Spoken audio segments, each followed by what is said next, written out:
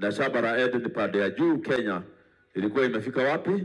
Kuanzia Mount Kenya kwenda huko ilikuwa shamba ya Eden, na walikuwa wameandika kwenye vitabu vya history ya kwamba shamba la Mungu mpaka wake wa pande ya chini ni mlima huko na barafu, na ni hii mlima ya Mount Kenya ndio ilikuwa mwisho kabisa.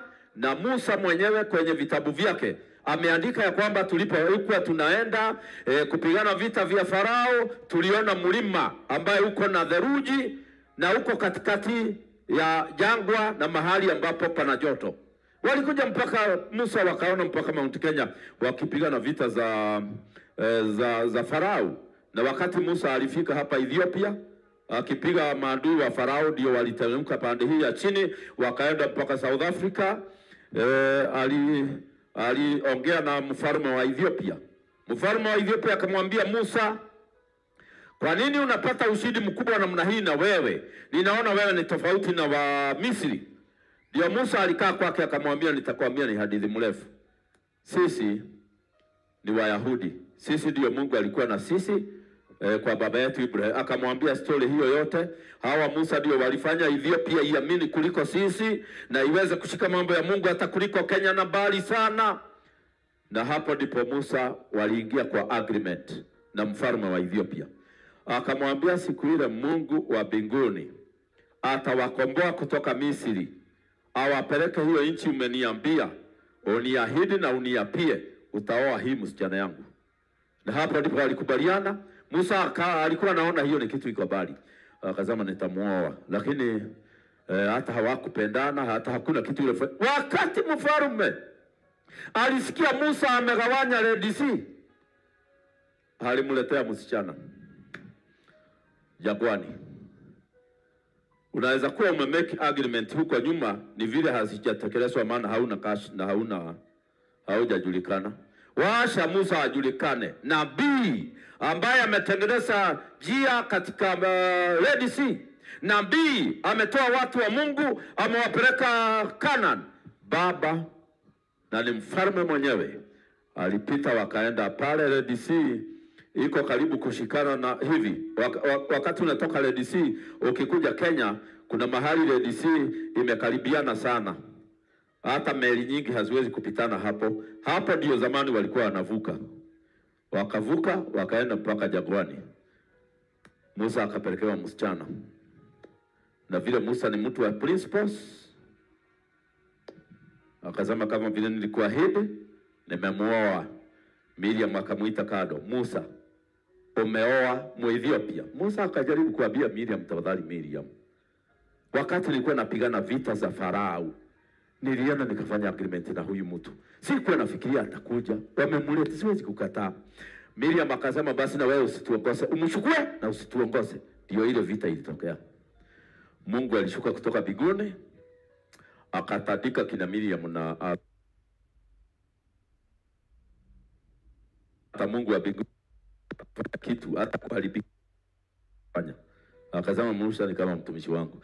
Kwa hivyo habari ya kuapa na wasichana na wanawake, wazee wale mko hapa, please uwe very careful. Unaweza kuletewa ukiwa archbishop kama mimi, uone mtu hapa na msichana anakuangalia hivi akiangalia chini, unafikiria ni maombi wanataka. I hope Dr. Edward unasikia, ufikiria ni maombi wanataka, alafu kuambia ni yule msichana ulisema ndiye huyu, na sisi kwetu hatubadilikagi. Kuna mahali ulisema kitu. So that is how Musa ilimfikisha kuoa Muethiopia. Mke wake akatoroka, akaenda mpaka nyumbani kule kwao, akababia baba yake vile imefanyika. Baba yake akamwambia rudi kwa Musa. Musa ni mtu mkubwa sana, na ukiona amechukua Muethiopia, Mungu amehusika. Akachukua msichana mke wa Musa na watoto wake wawili akamrudisha kwa Musa. Musa akawa na bibi hizo mbili. Ona. Sasa mmeshika vile ilikwenda. So sasa tunasoma history ya dunia vile ilikwenda. Ya kwamba tumeona sasa kwenye shamba la Eden. Wakati Mungu alijenga shamba la Eden, alitaka wanadamu wakae hapo. Ndio imeandikwa akawajengea kisima, maji, akaweka ukuta ule ulikuwa unasugukwa na malaika, na Biblia inasema akajenga mpaka mnara, watchtower. Na hapo ndipo alikuwa anakuja saa 9 kuongea na Adam kila siku. Mungu alikuwa anakuja daily. Anamuuliza tangu jana imekuwaje, wanaongea kama mtu kwa mtu. Naye shetani akaona Mungu anashukanga pale kila wakati, akaona Musa hawezi kumusikia, Adam hawezi kumusikia, akaingia nyoka ile mlembo, ile ya maua. Siku hizo ilikuwa inatembea na miguu kama mtu. Nyoka hiyo Adam alikuwa ameiona na hakuwa na shughuli naye, maana yeye anadili na Bwana mwenyewe. Lakini nyoka iliposhuka, ilishuka kwa sababu iliona madam. Ikaona madam ni curious, anaenda akiangalia kila kitu ni nini. Hata anaonekana akiongelesha wanyama. Nyoka ikapanga laini nayo iongeleshwe, na ikaongeleshwa, na the rest is history. Ndio sasa unatuona hapa tumevaa nguo, tungekuwa hatufai. Hizi nguo ni sign ya kwamba mwanadamu alianguka. Mungu hakuwa ametengeneza tuvae maguo, alikuwa ametengeneza tukae hivyo bila kusubuliwa na kusafisha manguo na nini. Hakuwa ametengeneza hiyo maneno. Lakini Adam alipoanguka, akaona ako uchi, ndio sasa tukavaa nguo. Na ndio mimi huwa ninasema, vile unakaribia Mungu ndivyo unafunika mwili. Vile unakaribia shetani ndio unafunua mwili. Na sasa unaweza kuangalia jirani ujue amekaribia nani, ni Mungu ama ni shetani. Taroraka around. Look around. Kiangalia mahali nguo imefika unaweza kujua. So wacha tuachane na nguo za watu wengine. Lakini mstari wa 34, wakati wa matunda ulipokaribia, Mungu akataka sasa kuangalia dunia, aone harvest. Hiyo ni many years later, wakati aliumba Adam. Alipokaribia wakati huo, akatuma watu wake wapokee matunda. Lakini akakuta kuna wakulima wako duniani. Wakaua watu hao wote, mpaka Mungu ikabidi aokoe Nuhu peke yake. Watu wote walikuwa wanasema Mungu ni mwenye haki, Mungu ni mzuri, waliuawa na wale giant. Tunasikia kwenye vitabu vya history. Na hii vitabu ya history ni available. Mimi sitoi kwa history ambaye sio available. Ni available. Kitabu kinaitwa The Book of Josephus, kinauzwa 100 kwa internet. Na kuna pages karibu 1400. Hiyo ni history ya Genesis mpaka wakati Yesu alizaliwa. Na hiyo history ndio Musa alikopi, akatoa huko akiandika Biblia vile tunajua imeandikwa leo. So ni vizuri usome hiyo kitabu cha Josephus, uone Adam alikuwa na watoto 33 kwenye miaka yake yote, na wasichana walikuwa karibu 20 na kitu, na vijana walikuwa, na kwa hivyo wakazaana. Kaini alipata mke kwa sister yake tu. Maana wanawake hawaandiki kwa Bible, wanaandika wanaume peke yake. So ni vizuri kusoma hizo mambo, usisikiange mimi nikiongea hapa unashindwa nimetoa wapi history. History imeandikwa, na kuna vitabu vingine vingi kama The Book of Eden imeandika juu ya vile kulienda mpaka majitu yakakuja Eden. Na majitu ilipokuja ilitangaza ya kwamba hakuna marriage tena, hakuna kuoana, hatutaki muzaane tena, sisi ndio tunatawala dunia, Mungu sasa hayuko. Ndio walisema, wakaua wanaume wote wale walikuwa wafupi. Sasa wanaume sisi wa kawaida, mwanaume wa kawaida Mungu alimuumba akiwa between 5 and 6 feet hapo. Sasa wale walizaliwa wakiwa 12 feet, 15. So walikuwa wanaua mtu kwa kumgonga kichwa. Wanakugonga kichwa unakufa. Na wanashukua mke wako, wanazaa jitu ingine naye. So wanawake walizaa watoto by force. Na ukizaa mtoto anakuwa mrefu kama wewe mara 4. Na macho inakaa blue kama ya angels. Alafu watoto werefu kweli kweli. Sasa Mungu akatumana hapa duniani, akasema ya kwamba majitu hao wote atawamaliza. Wao majitu, kiongozi wa majitu, kiongozi wa malaika yule mkubwa, walianguka malaika 200. Na ile malaika mkubwa aliota doto, na malaika wengine wakubwa wa 10 wakaota doto. Wakaota ya kwamba watamalizwa wote na Mungu amekasirika. Wakaenda kwa mtu anaitwa Enoch. Ndio tunasomanga kitabu kinaitwa The Book of Enoch. Imeandikwa, iko kwa internet tu. Wakaenda kwenye the book of Enoch, wakaenda kwa Enoch. Walipofika kwa Enoch wakamwambia Enoch, kabla sisi hatujaanguka kutoka mbinguni, tuliwasha Mungu wa mbinguni anaongea uzuri kuhusu wewe. Kwa hivyo ukituombea ututetee, Mungu atatuokoa. Na akikataa kutuokoa, hii watoto wetu waombe. Saa hiyo hakuna binadamu wamebaki. Walibaki binadamu wale warefu hawa peke yake. Watoto wa angels. Sasa hao watoto wa malaika wale walipokufa wakawa demons. Ndio zinaingianga mtu sasa. Kwa hivyo ukiingiwa na demon ni hao wanakuingia. Na ndio ikikuingia inakuambia ufanye mambo fani sana na wanawake na wanaume. Hiyo demon ikikuingia inakuambia vitu baya sana ufanye na kina mama. Ufanye hata ikikuingia utabia mke wako mfanye mambo mabaya naye. Na hii mambo yote sasa, hizo demons wakati walikufa hawangeenda mbinguni. So they became powerful forces of darkness here on earth. Na ndio wanataka kuchukua ufalme sasa wapelekee shetani. Saa hii ndio unaona tukianza kuomba, unaona kuna wanadamu wameingiwa na hao watu.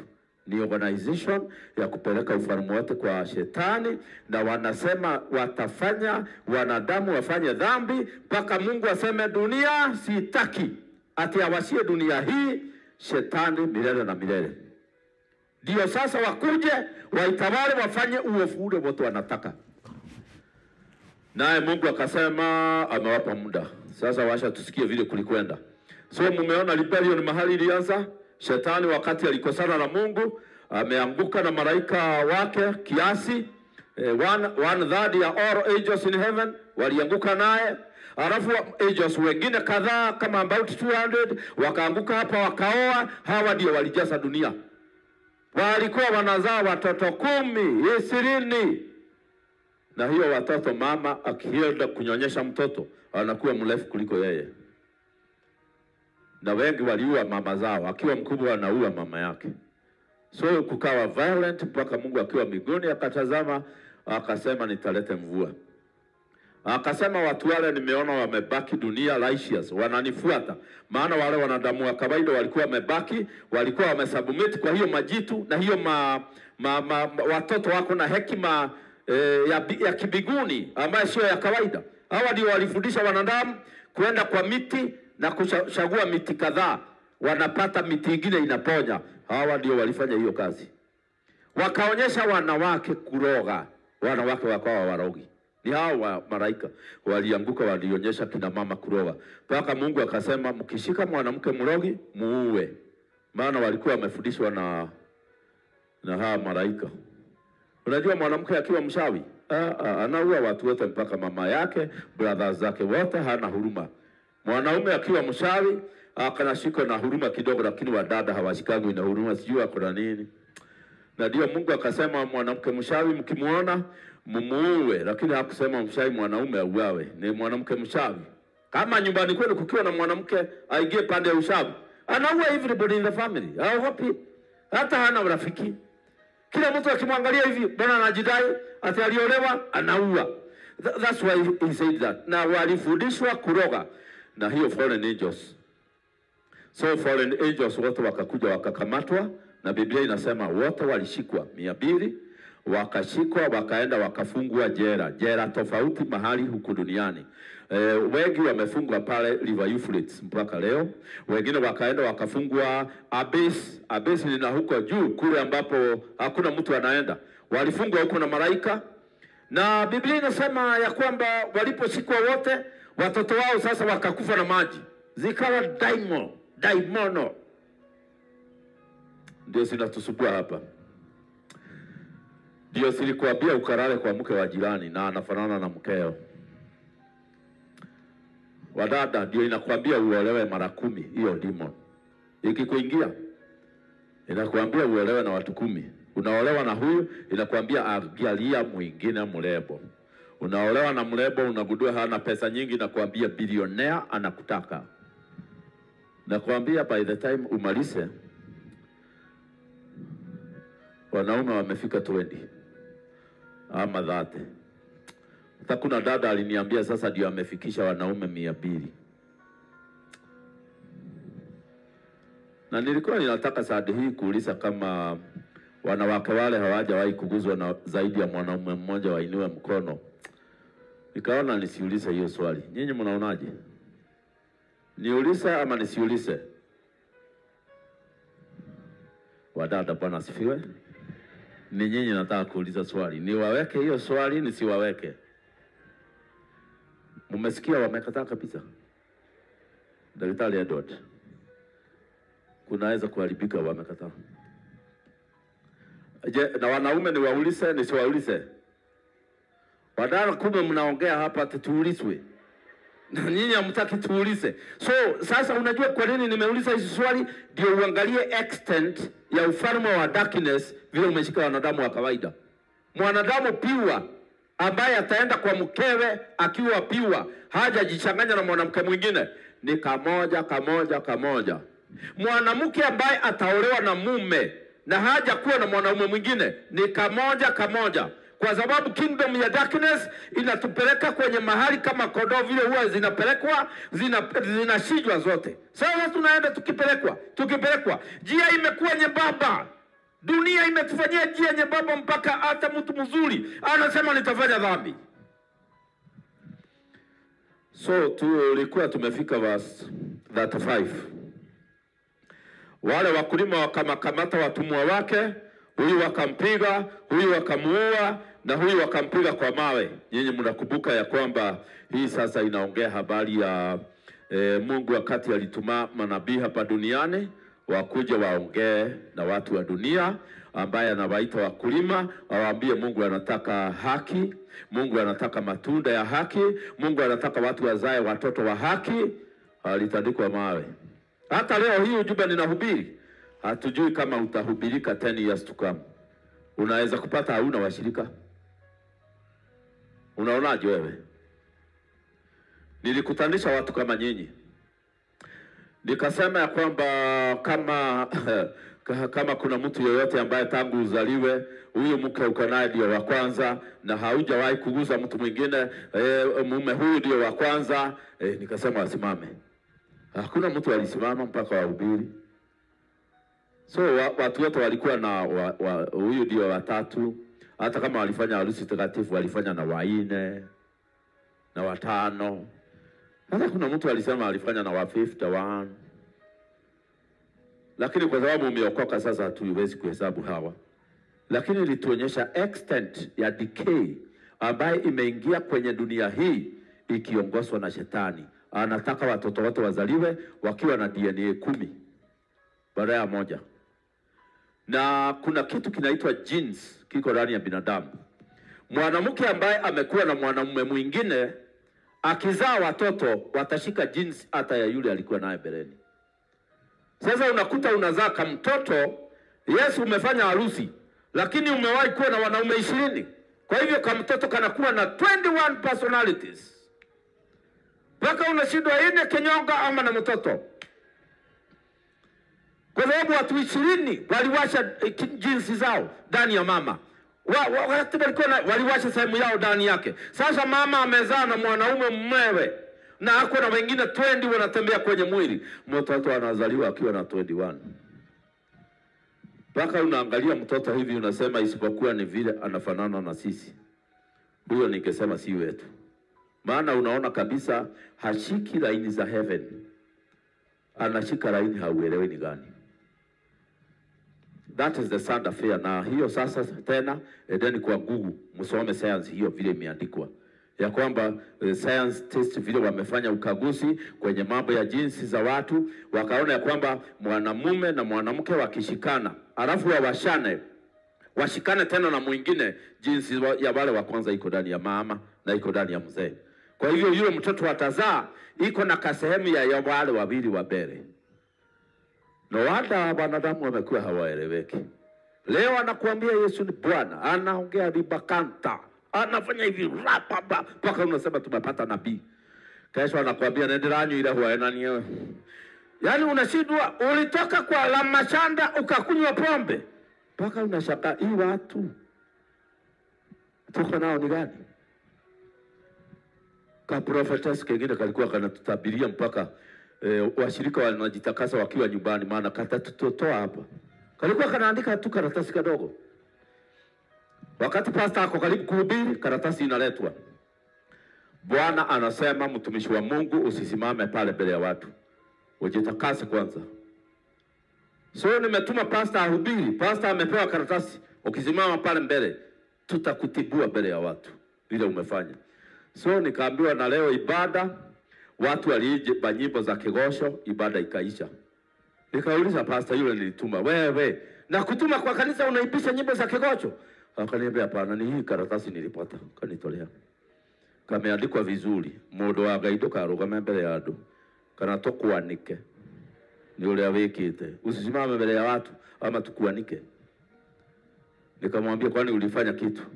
Akaniambia tu nilikuwa nimesrapu mke wangu asubuhi na pande hii ya nyuma tu hivi, na si kwa na pastor nilitubu, lakini waliona. Kwanza mmoja alikuwa anamwambia unajua kupiga bibi ni nini? Anasema si nilitubu nikiwa kwa baisikeli ninakuja.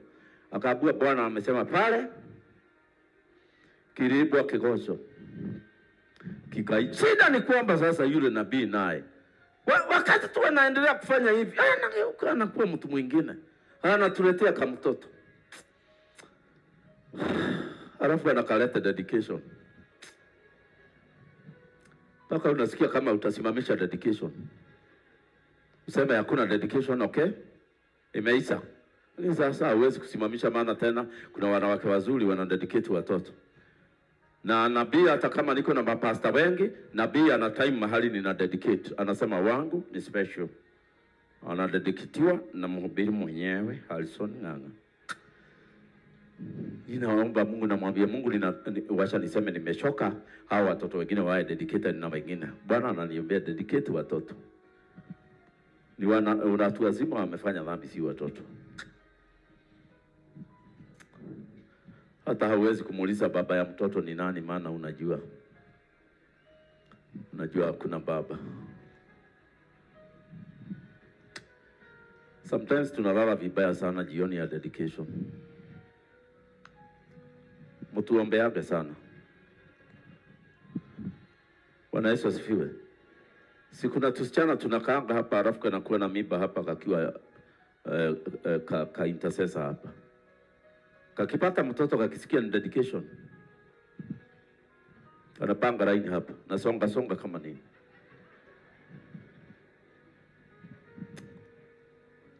Najaribu kaende kwa Edward,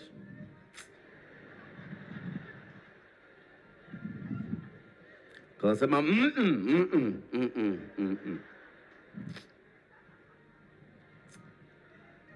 Sisemi hao watoto ni wabaya, ni wazuri, ni watoto wazuri, maana watoto wanapewana na Mungu, lakini hiyo inatuonyesha extent ya ufalme wa giza vile umetawala mpaka umeingilia kanisa ndani.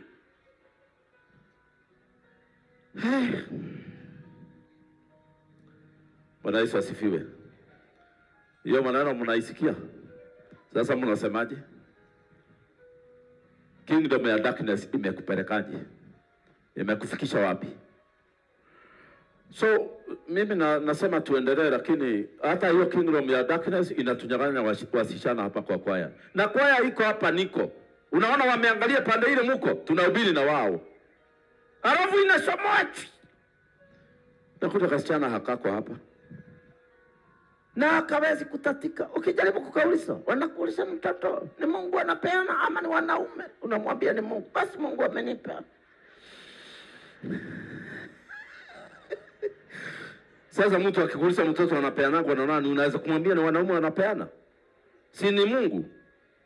Yaani mtuombeabe sana. Ndio mnasikia bishop wengine wametandika mtu makofi.